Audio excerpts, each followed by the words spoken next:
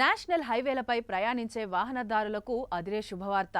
ఇకపై టోల్ ప్లాజాల వద్ద ఒక్క క్షణం కూడా ఆగాల్సిన అవసరం ఉండదు. రైమంటూ దూసుకెళ్లడమే. అంటే టోల్ కట్టక్కర్లేదా అనే ప్రశ్న మీకు రావచ్చు.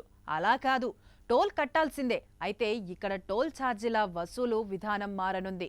కొత్త ఎలక్ట్రానిక్ సిస్టమ్ త్వరలోనే అందుబాటులోకి రానున్నట్లు కేంద్ర ఉపరితల రవాణా మంత్రిత్వ శాఖ మంత్రి నితిన్ గడ్కరీ ప్రకటించారు. ప్రస్తుతం అమల్లో ఉన్న విధానం పూర్తిగా తొలగించి దాని స్థానంలో ఏడాదిలోనే దేశవ్యాప్తంగా కొత్త విధానం అమల్లోకి వస్తుందని చెప్పారు. ప్రస్తుతం దేశవ్యాప్తంగా 10 ప్రాంతాల్లో కొత్త ఎలక్ట్రానిక్ సిస్టమ్ ద్వారా టోల్ వసూలు విధానాన్ని అమలు చేస్తున్నామని కేంద్ర మంత్రి నితిన్ గడ్కరీ తెలిపారు.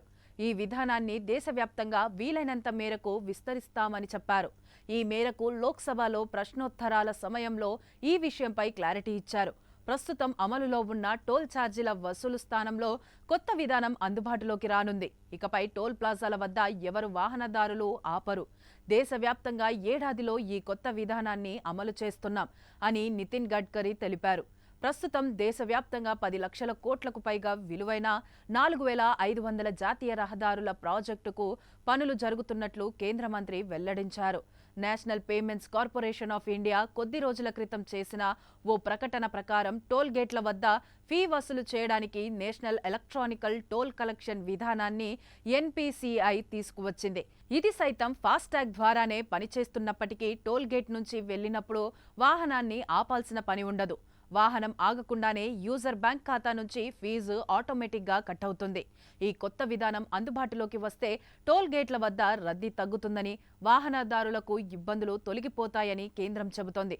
కొన్నిసార్లు సాంకేతిక సమస్య తలెత్తి కిలోమీటర్ల దూరం వాహనాలు నిలిచిపోయిన పరిస్థితులు ఏర్పడుతున్నాయి. కొత్త విధానం అన్ని సమస్యలకు పరిష్కారం చూపిస్తుందని కేంద్రం అంటోంది. ఇప్పటికే పైలట్ ప్రాజెక్టు ద్వారా విజయవంతంగా టోల్ వసూలు చేస్తున్న క్రమంలో దేశంలో అన్ని టోల్ గేట్ల వద్ద ఈ విధానం తీసుకొస్తున్నట్లు తెలుస్తోంది. సాక్షి టీవీ ప్రసారాలను నిలిపివేయడం చట్టరీత్యా నేరం. సాక్షి టీవీ ప్రసారాల కోసం మీ స్థానిక కేబుల్ ఆపరేటర్ని వెంటనే సంప్రదించండి. డిటిహెచ్లో, ఇంటర్నెట్లో కూడా సాక్షి టీవీ ప్రసారాలను వీక్షించవచ్చు.